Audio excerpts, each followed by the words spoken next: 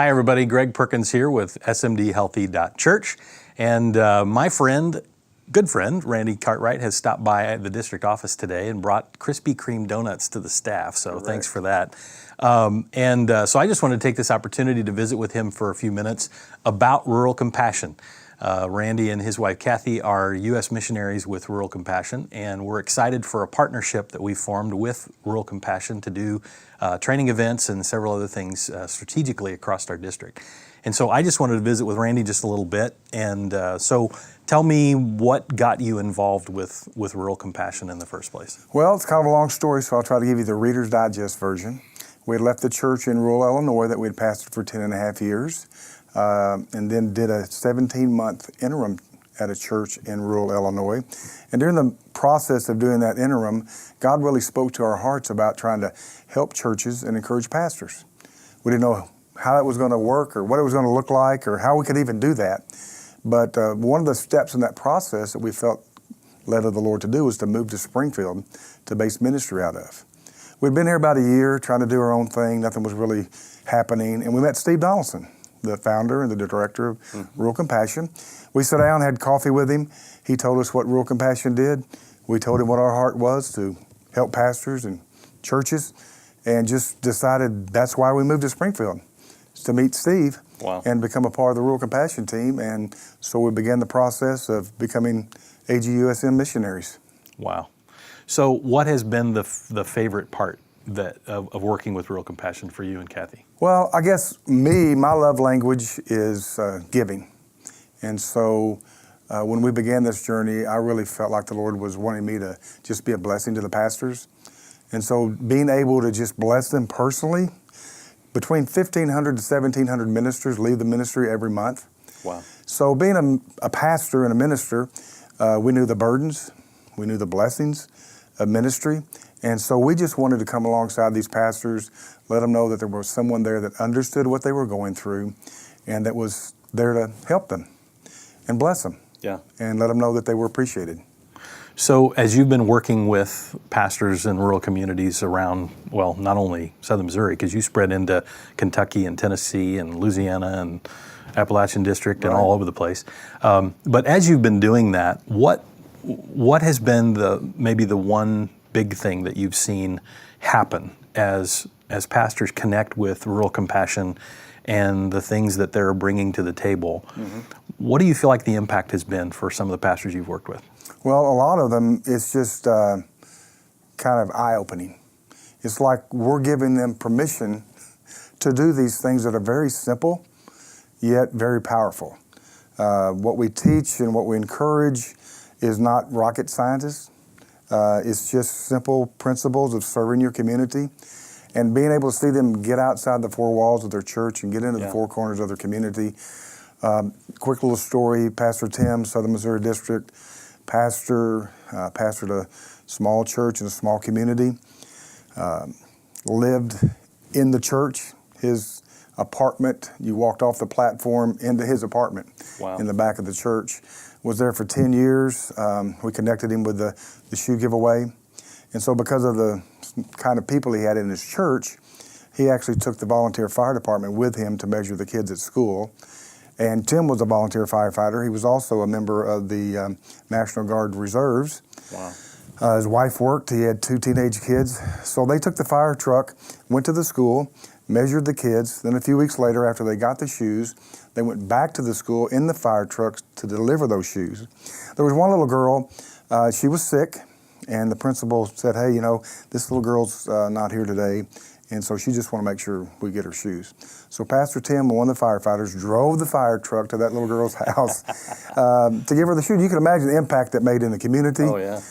And in the neighborhood. And in the neighborhood, exactly. But what happened after that was the principal invited Tim to come to the school once a week to have lunch with the kids. Wow. Then the superintendent asked him to be a substitute teacher. And so he became a substitute teacher and basically taught every day. I remember he posted on Facebook after the first day of teaching in lower elementary school. He said, I have a new appreciation for school teachers. Yeah. But just that simple act of getting involved opened up many doors of opportunity. And really the best thing that came out of all of it is one of those firefighters that didn't attend church anywhere started going to church. Wow. Pastor Tim's church. Got saved, became a part of the church. That's fantastic. Well, obviously we've been doing a few of the Rural Compassion training events around our district. We did a couple last year. We've done one just recently. We've got a couple more planned for this year. So if you're talking to a pastor and they're on the fence as to whether or not they're going to come to one of these events, they don't know what to expect, what would you tell them? Well, first of all, I want to say thank you to the Southern Missouri District for their investment, because these events are not cheap. They're not free for the district. And so I want to say a big thank you to the district for sponsoring those, promoting them.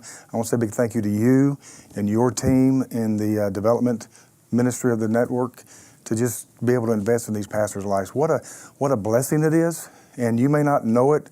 Hopefully you're finding out how much it's impacting their lives and their church. So thank you for doing that.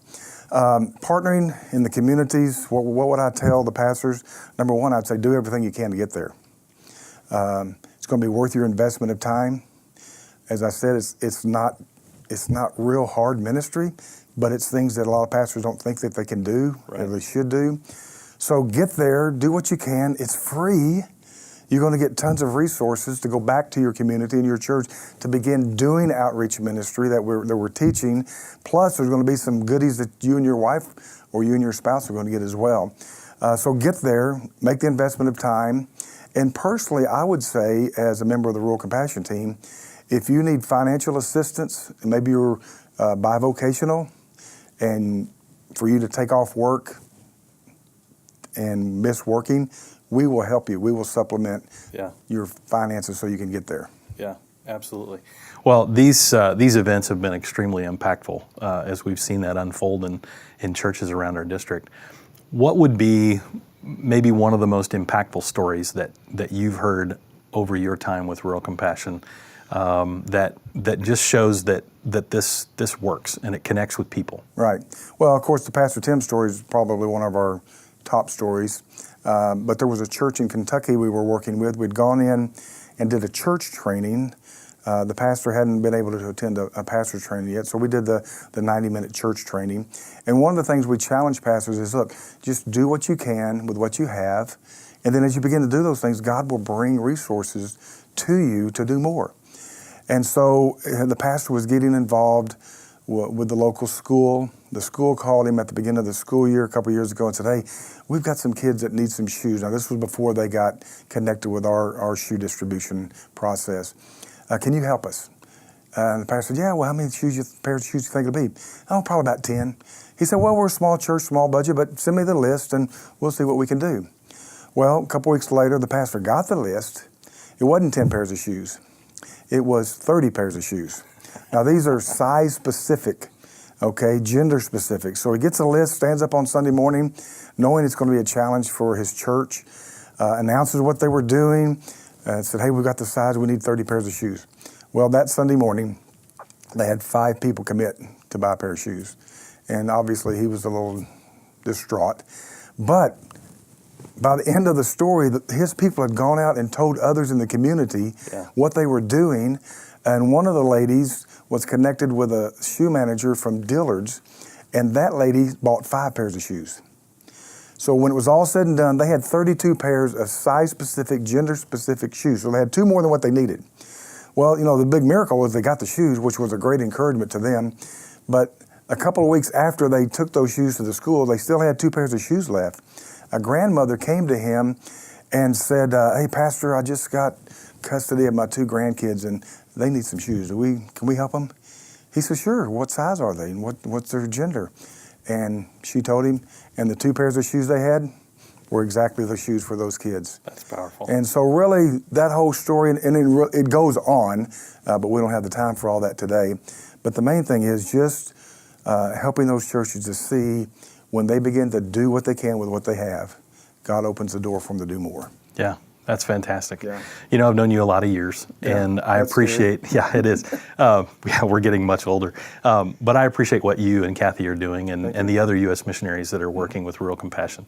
The training that you offer, the encouragement, and that's, I think, the other kind of unnoticed factor about all of this is that when you're coming alongside these pastors and you're coming into these churches to help them and do church trainings, you're an encouragement to them, to lift them up in the work that they're doing. And so I want to say thank you to you.